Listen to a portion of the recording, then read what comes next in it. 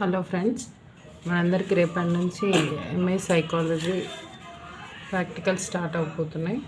So దాంట్లో మనకు వచ్చేసి first experiment global adjustment and self esteem.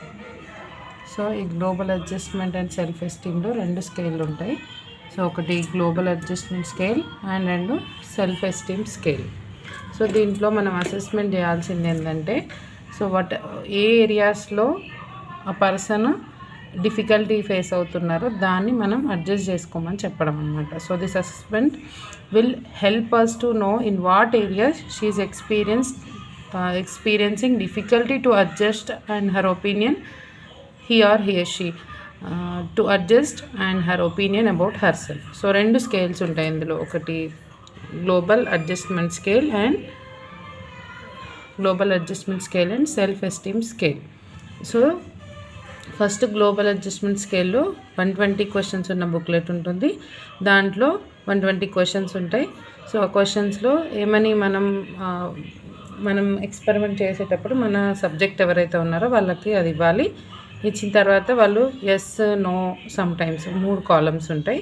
So 3 కాలమ్స్లో వాళ్ళు ఎస్ అయినా, ఒక్కొక్క క్వశ్చన్కి ఒక్కొక్క 3 కాలమ్స్ ఉంటాయి. దాంట్లో ఎస్ అయినా, నో అయినా, సమ్ టైమ్స్ అయినా అట్లా చేస్తారు, టిక్ చేస్తారు. టిక్ చేసిన దాంట్లో 6 డైమెన్షన్స్ ఉంటాయి. అది మనం అసెస్ చేయాలి ఇది. సో దాంట్లో డైమెన్షన్స్ ఏంటి? Emotional, family, health and occupation, sexual and social.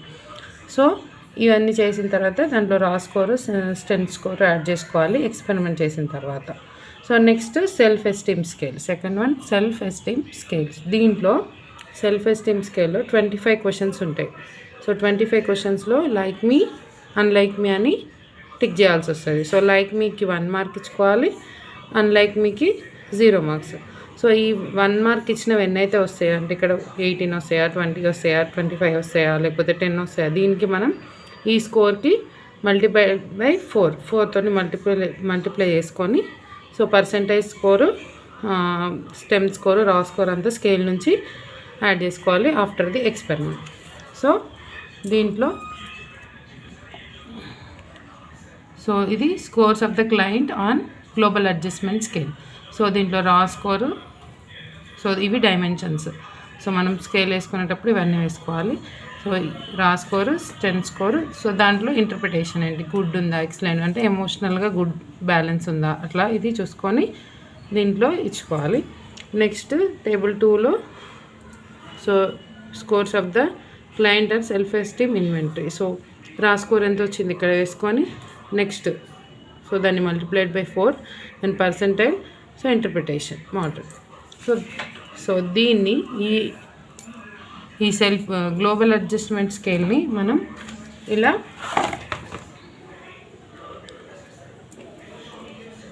Graph వేసుకోవాలి.